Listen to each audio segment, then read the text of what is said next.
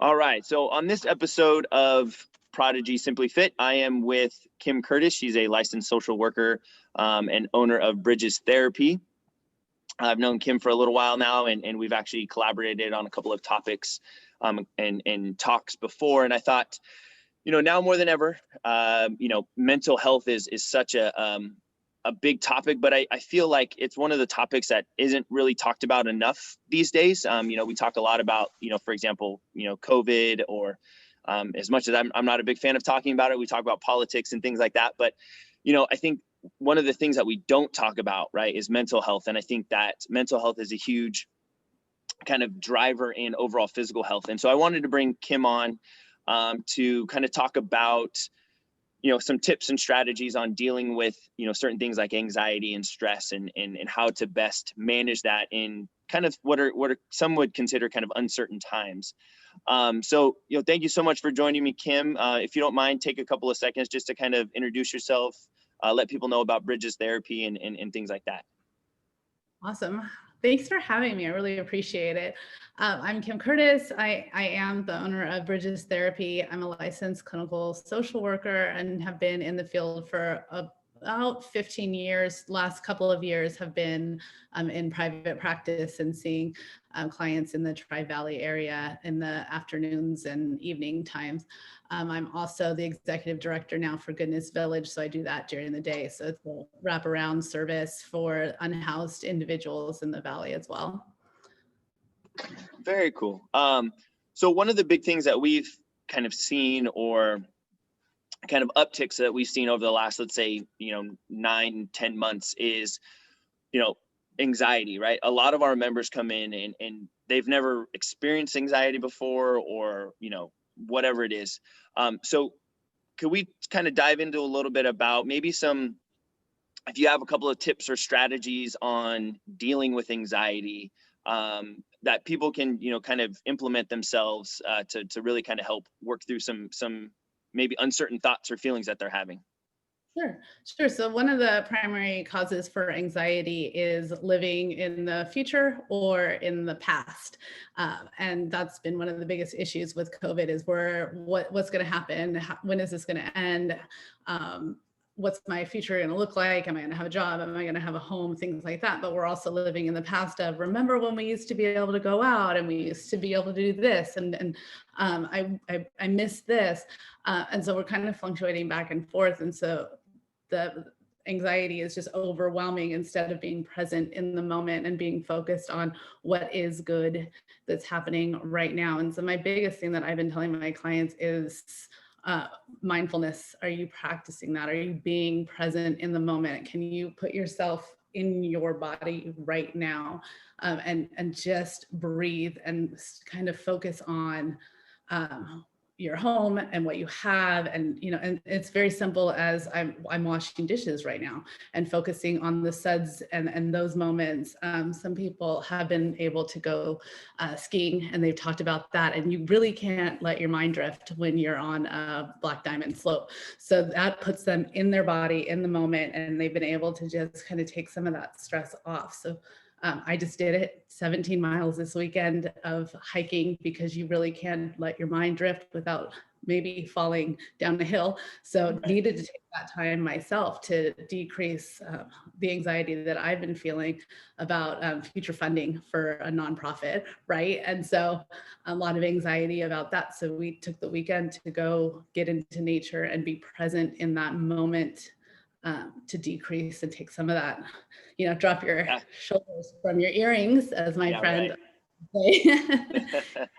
Yeah, no, that's awesome. And I think to kind of go along with that, one of the things that we talk to our members about when it comes to like their fitness journey, or, food or water, things like that, is, control the controllables, right? Like there's certain things that you just cannot control, right? Like I can't control what the weather's going to be, right? I can't control, on a more kind of serious note, like I can't control how someone's going to react to me, but what I can control is, making sure I'm prepared with my meals and my water. I can control how I react to people, right? And so I think along the lines of, that of being present and being mindful is really focusing on, those are things that you can control, right? Like I can control being mindful and being present. Yeah, I probably have to learn how to do it. It's a skill, but it's something that I can absolutely control and really focus my energies on. Yeah, and I think that our problem as humans is that we want to master it right the first time we do it, and we're annoyed that we can't spend 15 minutes being present. But it's really about learning how to do it and do it for 30 seconds, and then the next day you do it for a little bit longer, and increasing that over time. And that's definitely something that I struggle with. If I don't do something perfect the first time, then sometimes I won't even try it because I'm afraid of being, others making fun of me. But other times I'm like, why aren't I an expert already? Why aren't I already a 5K runner? I just started yesterday and I should be, mastering this already. And so we give up, but it's really about baby steps, and that little bit, even 30 seconds of being present in your own body, in your own space, gives you 30 seconds of peace, which is more than you had the day before. And so baby stepping that. Yeah, absolutely. And I think that just like you said, right. We actually had an example of someone came was training with us last night, and he was frustrated because he wasn't being able to grasp the concept. And we had to kind of like tell him, hey, take a step back, right? Like literally, this is the first time you've ever done this. Like you're not going to be a professional at it right away, and it's going to take a little bit of time. It's very much a skill, and I think that there's often things that we take for granted as very much like being skills, right? And mental health is a big one. I talk a lot about like professional athletes, and some of these guys, like the big names you always hear about, like Michael Jordan, Kobe Bryant, like those guys spend a lot of time focusing on like the mental aspect and the skills of being present in that moment of seeing themselves and on the free throw line with the game on the line. Like they practiced all of that, so when they were in those situations, it didn't overwhelm them. Yeah. Absolutely. I think the other thing that you brought up, which I think is big, is getting outside, and being present. We get a little commercial break here. Hold on one second. I don't know about this. Sorry about that. If you guys were on the YouTube, you guys probably saw my little daughter here. But talking about being outside, right? And I think that because of everything going on, we've kind of been sheltered into our homes for and I think that what people originally thought was, hey, like I'm a homebody, like I like being at home. What we were all realizing is that actually we really like to be outside, and so getting outside and getting into nature is a really, really good kind of calming effect on us, and just allowing us to kind of get away and take a deep breath and be present in the moment when we're outside. Absolutely. And the vitamin D is necessary for our chemical makeup and our mental health and our well-being. And so it's really important to get out there and have that sun. And that's, the reason why Alaska, they have the lights, so that they do have that, because depression is real. And we do need that sun to help produce the different chemicals that make us happy inside our brain. So that as well as the endorphins from moving our bodies. So mental health is a lot of tools, right, in the shitty committee that can be in your head and the things that go on, but it's also about what you put in your gut and your body and your brain, in order to, all of it needs to work together in your physical health and your mental health. So that's one of the reasons I really like collaborating with you on this, is because we are hitting the whole body. You can't really do one without the other, right? The more depressed I get, the harder it is for me to be physically well, and then my mental health takes a toll there. So it really is taking care of the whole body and how it works together. Yeah, absolutely. And yeah, to that point, right, like you said, right, the foods that we're putting into our body are crucial, right? The hydration, the amount of water that we're drinking, right? I think that a dehydrated body is not going to function as well as a hydrated body, right? So, if we're fully hydrated, we're going to, from a physical standpoint, right, we're going to recover from workouts better. We're going to perform in our workouts better. From a mental standpoint, right, we're going to be more clear and focused and things like that, right? And so that's been a big one that we've talked to a lot of our members about, is just that's one of the things that you can control, right? Like you may not be able to control going to the gym or, whatever, but you can control how much water you drink throughout the day. And if you make a concerted effort to it, you're going to feel better, throughout the day. Absolutely. And I think that hits with the chronic pain and making sure that you are getting enough water, because chronic pain again leads to depression. And then we have, obesity that comes from that, because who wants to move when your body hurts? So yeah, those things are really important to take care of.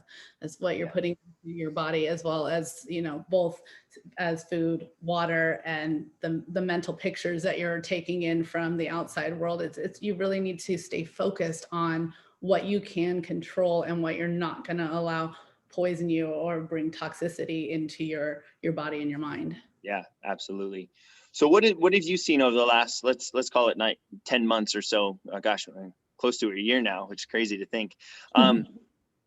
What have you seen has been kind of like the biggest drivers of stress and anxiety, like from your client's perspective? Like what have been some of the things that you guys have seen or that are making people anxious and things like that? Right. Well, I think that in the beginning, everyone thought that it was just going to be this great A to B point, right? And it was just we're going to plow through this and everything's going to be smooth. And I'm going to learn all these things and I'm going to use this time so productively.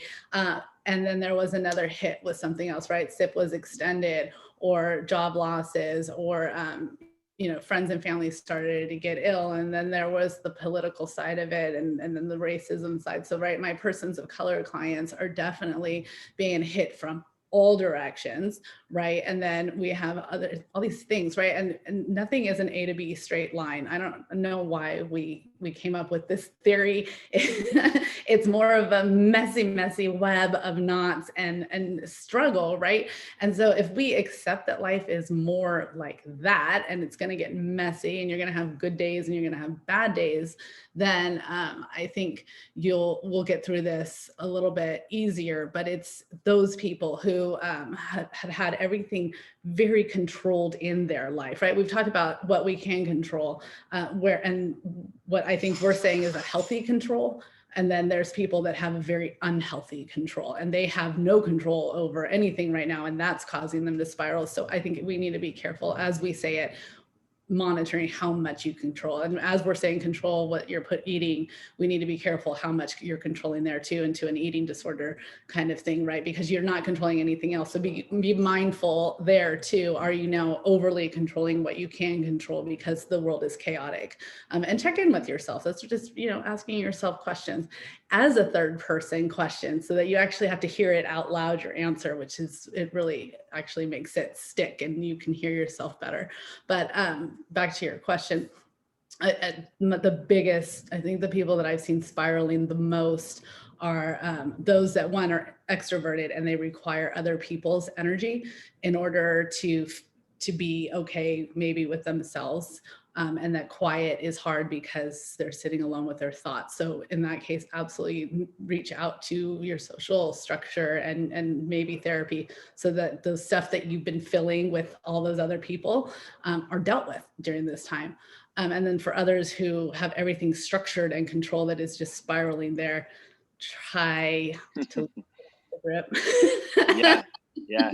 Right. It's like, I think ultimately it comes down to like finding balance, right? Like it's too much of anything is bad, right? I mean, too much water can ultimately kill you, right? Like if you have too much water at one time. And so, like from an exercise standpoint, that's what we talk to our members about, is like, hey, we don't want you going 150% every single time you come into the gym. Like, find balance. Like I would rather you, level out at 75, 80%. You go, hey, that was a really good workout, but walk away going, I'm going to come back tomorrow or in 2 days and I'm going to feel refreshed, as opposed to, I went 150%. I haven't done it in 3 months and I went 150%. Now I hurt myself and I'm, I can't walk. And, it's like finding that balance of, all of it, it all works together, right? So it's like, yeah, like having too much control and or thinking that you need to have that control, and which I think is, I don't think I've ever heard it put that way, but that's awesome to hear it put that way, because it makes sense, right? Like, you can very much, from a toxicity standpoint, right, thrive in control, right? And that's what leads to disorders and things like that. Yeah, Absolutely. So I agree. 80% will get you coming back the next day, right? We don't have to Right. fix everything in one day or in an hour. We have time. And that's one thing that COVID has taught us. We have time. Yeah. And one thing that I've been telling my clients that really stuck with me from the last time we did something like this is developing that commute. And I use that almost every single session where I hear people who are having struggles ending their workday because they're now in their home, and they don't have that balance. That work-life balance is no longer there because they're not commuting. They're not able to change the hats that they're wearing. And the bad day at work is bleeding into their relationship at home because the spouse comes in from his day at the office or whatnot and is in a good mood, and the other is like, just, I've been home with the kids day long, I've been trying to work and I didn't have time to decompress, and now you're going to get everything from it. So now there's just toxicity now brought into the home as well, because you might feel better after you've unloaded, but that other person now is carrying it and the night is gone to shit, right? So that community that you have talked about, I have used it numerous times, and I really want to appreciate you for that. Oh, well, that's awesome. Yeah. And so if you guys are new to this, so one thing that we talked to our members about when the pandemic first hit was kind of creating a commute inside your home, right? Because now we were kind of forced to do everything in our house, right? It was, you know, we were going to work there, we were going to eat there, we were going to sleep there, we were going to entertain through movies and, you know, Netflix and all that type of stuff. And if we did it all in the same room, right, it would be really hard to turn our brains off and switch into the different modes that we needed to be in, right? So in a way, kind of creating a commute. So if you had the ability through different rooms and creating a specific room, like this was going to now become my office. Like I was working in this room and I created a quote unquote commute in terms of moving from my office to the kitchen table, which was where we ate meals. And that was going to be where we ate meals. I wouldn't work from, you know, the kitchen table. And then, you know, our living room was where, you know, we created these little commutes, or the thought was to create these little commutes. So that way you had the ability to turn your mind off. You know, my wife and I, we live in a, you know, kind of a little 900 square foot condo. And so we didn't necessarily have that, but we created areas in our room. Like, so like that corner was our working corner, you know, that table was our eating table. And that, you know, little area over in the corner was our workout, you know, kind of corner. And so we try to create that as best as possible. Cause once again, yeah, like, you know, to create those commutes. So that way, you know, you had a way, you know, to unwind and to, you know, kind of decompress and, you know, so that way, yeah, you didn't kind of blow up on your spouse or, you know, whatever. But no, I think it's super powerful, and it's something that we still talk to our members about all the time, because I think one of the things that we've learned is a lot of our members have realized that they're probably not going to be going back to work, right? Their jobs have realized, hey, you know, it works that you guys are going to be virtual and we'll just keep it that way. Or, you know, they have a deadline of, you know, September 2022 that they're going back. And so they're like, well, I'm going to be here for an extended period of time.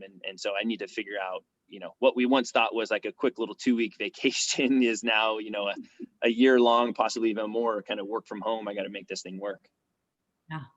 Yeah. And I think there was a minute where we all thought that we were going to start getting back to normal life. And I saw people have anxiety about that as well, because now they were going to be asked to leave the safety of their home, where they had created whatever system that they now controlled and felt good about, and they were about to be uprooted again and tried to figure out how they were going to manage that. And so the anxiety switched from the previous anxiety of staying home to now actually leaving the home.